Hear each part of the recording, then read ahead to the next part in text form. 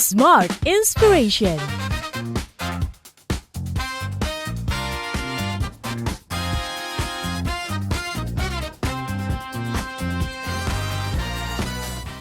Hai Smart Listeners, selamat datang dalam podcast Smart Inspiration. Di kesempatan kali ini Tasya Rustama temani Anda. Dan kita mau tahu ya bagaimana pentingnya untuk bisa punya perusahaan yang tahu menempatkan diri, di mana mereka tahu banget pentingnya menjadi customer centric company dan lebih mendasarkan kepada keputusan top manajemen. Dan apa sebenarnya pentingnya jadi customer centric driven company? Di kesempatan kali ini kita akan gali itu semua bersama tentu saja ahlinya. Beliau adalah marketing research consultant, mentor dan juga coach, Mas Banto Twisano. Hai Mas Banto. Selamat pagi Mbak Tasya. Selamat pagi, terima kasih sudah menyempatkan waktunya untuk datang berbagi bersama dengan kami dalam podcast Smart Inspiration. Nah, kita di kesempatan kali ini mau ngomong the consumer and market insight nih, yang jadi spesialisasi Mas Banto begitu kan ya. Nah, kita tahu banyak perusahaan yang mengklaim bahwa kita tuh udah consumer centric banget, udah ngedengerin apa katanya konsumen, tapi masih juga meluncurkan produk yang gak kepake nih, gak nyentuh begitu kan ya. Nah, kesalahan terbesar apa sih dari perusahaan ini hingga akhirnya melakukan hal demikian? Oke, baik. Terima kasih sebelumnya atas kesempatannya Mbak Tasya. Mungkin saya akan mulai dari apa itu consumer market insight gitu ya. Mungkin kita di sekolah udah belajar pelajaran IPS ya, konsumen yang mengkonsumsi produk atau jasa. Kemudian market adalah tempat bertemunya konsumen dan produsen, sehingga terjadinya jual beli gitu ya. Nah, itu juga berlaku di sini, di mana perusahaan dalam hal ini yang menjadi produsen itu harus bisa mendeliver produk atau jasa yang sesuai dengan kebutuhan konsumen. Nah, dari mana mereka bisa tahu kebutuhan itu sesuai? Tentu didasarkan kepada yang disebut dengan insight. Insight. Masukan begitu ya kalau bahasa Indonesia. Betul, mungkin gampangnya itu masukan, tapi sebetulnya proses menuju insight itu tidak sesederhana itu gitu ya, karena nanti saya rasa kita juga akan bahas mengenai prosesnya itu sendiri. Tapi ibaratnya insight itu adalah alasan kenapa konsumen itu berperilaku seperti itu sehingga menjadi opportunity buat perusahaan. Ya, jadi konsumen bisa melakukan banyak hal, mungkin hal-hal yang selama ini kita rasa sebagai hal-hal sehari-hari, tapi belum tertangkap sebagai suatu opportunity buat perusahaan. Mungkin nanti kita bisa bahas beberapa contoh yang bisa memvisualisasikan itu gitu ya. Nah, cuman saya mau menjawab dahulu pertanyaannya tadi, bagaimana perusahaan itu menjadi memiliki consumer centric culture gitu ya. Mungkin saya tadi mengkoreksi sedikit bahwa top management itu tetap penting, decision dari mereka tetap penting. Cuman bagaimana supaya decision itu didasarkan kepada consumer centricity itu tadi gitu ya. Nah, yang disebut dengan consumer centric culture adalah ketika di dalam perusahaan yang menjadi fokusnya atau yang menjadi main source-nya itu adalah consumer insight. I see. Jadi segala sesuatunya didasarkan kepada bagaimana konsumen itu berperilaku sehingga menjadi opportunity untuk perusahaan gitu. Jadi top manajemen mendasarkannya kepada ke situ, tapi tidak menjadi the only decision factor gitu ya dari si top manajemennya itu. Jadi bagaimana perusahaan itu mendasarkan segala keputusan justru dari sisi konsumen, insight dari konsumen tadi, tidak melulu dari top management. Mungkin itu yang dimaksud dengan consumer centric culture. Dan di perusahaan itu data speaks louder than position gitu. Jadi misalnya kalau dia seorang junior manager ingin berbicara dengan direkturnya misalnya atau bahkan VP-nya, selama dia membawa data yang tepat, selama dia membawa insight yang tepat, tentu harus didengarkan gitu. Bukan melihat dari posisinya dia sebagai dia junior manager gitu. Bukan seperti itu. Jadi perusahaan yang bisa mendevelop that behavior atau that mindset itu adalah perusahaan yang consumer centric culture. Baik. Ini kan sebenarnya culture ya Mas Banto, di mana top manajemen ini mendengarkan gitu, karena kan pada akhirnya outputnya ini kan akan dipakai kepada konsumen, targetnya kan itu begitu.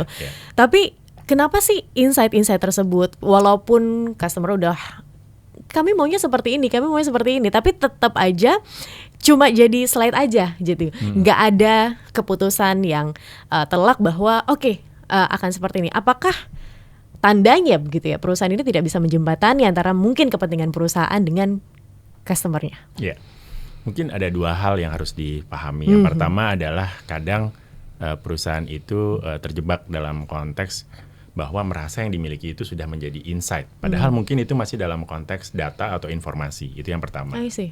Jadi, kayaknya ini nih insight-nya. Padahal itu masih berupa data. Contoh, mungkin Mbak Tasya suka berlibur ya? Yeah. Suka berlibur, mungkin suka berlibur ke luar negeri.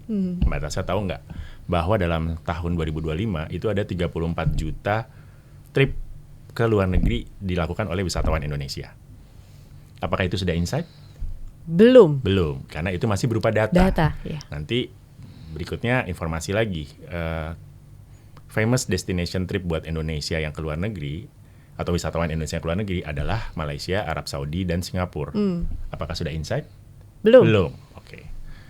Kalau kita traveling ke luar negeri, kan pastinya kita pengen melakukan penukaran uang. Yeah. Nah, kita biasanya nggak pernah tahu tuh penukaran uang itu sebaiknya seberapa banyak sih gitu. Terus belum lagi kalau nuker uangnya di sana kena biaya penukaran, kena biaya transfer dari banknya gitu misalnya. Apakah itu sudah insight? Belum, ya, karena itu masih berupa observasi. Nah, insight-nya adalah travelers when they are traveling outside their country, they want to have currency exchange yang stabil. Benar. Dan mudah untuk dilakukan, bahkan ketika mereka sedang dalam perjalanan. Nah, itu insight-nya. Dan jawaban dari services company tentunya mengeluarkan produk yang namanya tabungan multi currency. Nah, mungkin Mbak Tasya tahu ya ada beberapa financial services yang menyediakan itu. Nah, itu proses mulai dari kita mengidentifikasi data, kemudian mengkombinasikan dengan informasi dan observasi menjadi insight. Dan insight itu yang dipakai untuk produk atau services yang dikeluarkan. Nah, itu. Jadi mungkin kalau saya balik ke poinnya tadi, banyak perusahaan yang merasa sudah menemukan insight tapi kelihatannya belum gitu ya. Itu yang pertama. Yang kedua adalah kayak tadi pertanyaan, kenapa masih merasa sudah ada insight tapi kok produknya gagal gitu ya. Karena insight-nya masih dalam bentuk insight aja. Belum ada eksekusinya seperti apa. Jadi seharusnya atau sebaiknya ketika itu disampaikan ke top management, itu sudah dalam complete picture gitu ya.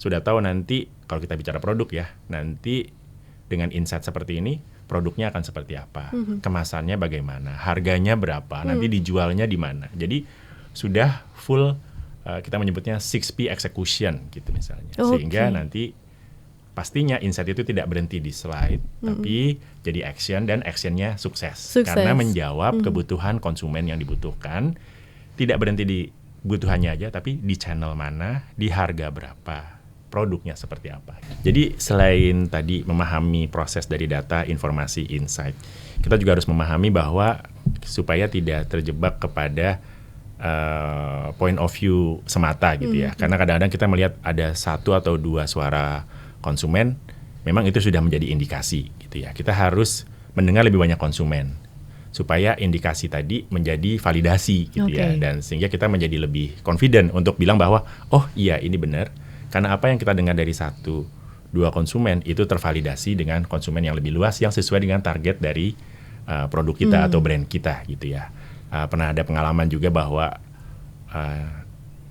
satu produk kita harus merubah wanginya karena ada indikasi bahwa beberapa orang merasa bahwa wanginya kurang keluar gitu ya. Nah, kemudian kita validasi dengan banyak orang, ternyata betul, dan akhirnya kita review wangi dari produk tersebut gitu, sehingga seperti yang ada di pasaran sekarang. Kira-kira begitu, Mbak Tasya. Berarti prosesnya panjang ya, lumayan ya. Kan ini tadi kita ngomongnya itu aja dari data. Data aja ini perlu diolah lagi, dimasukin informasi lain jadi insight yang akhirnya perlu dieksekusi, ini jadi PR lagi begitu kan ya. Tentu sebuah organisasi terkadang begitu ya bias terhadap ini. Apa yang menurut Mas sendiri dibutuhkan agar ya ini tuh nggak terjadi dan bisa ngelit kepada arah yang tepat? Apakah partner salah satunya? Ya, mungkin disinilah salah satu pentingnya kehadiran seorang expert di bidang consumer dan market insight gitu ya, karena dia secara job profile orang yang punya expertise di bidang itu diminta untuk menjadi naive person. Naive person itu artinya dia benar-benar jadi orang yang sifatnya observant gitu ya, melihat segala sesuatunya tanpa ada judgement dulu gitu. Sehingga nanti dia bisa memberikan yang terbaik kepada perusahaan dari sisi insight-nya. Baik, silahkan smart listeners untuk Anda yang mungkin ingin reach out dan mau tahu lebih lanjut begitu ya. Mungkin perusahaannya berada dalam stagnansi hingga bingung nih sebenarnya maunya ke mana arahnya. Kemudian ngerasa bahwa kok jauh ya dengan customer. Siapa tahu Anda membutuhkan hal tersebut. Jadi langsung di reach out, di kontak, dan itu dia perbincangan di kesempatan hari ini. Terima kasih Mas Banto untuk insight-nya. Kita ketemu lagi ya di topik yang berbeda. Terima kasih. Dan Smart Listeners, terima kasih untuk Anda yang sudah bersama dengan kami. Kita tutup Smart Inspiration Podcast di kesempatan kali ini. Kita ketemu di lain episode. Sampai jumpa. Smart Inspiration.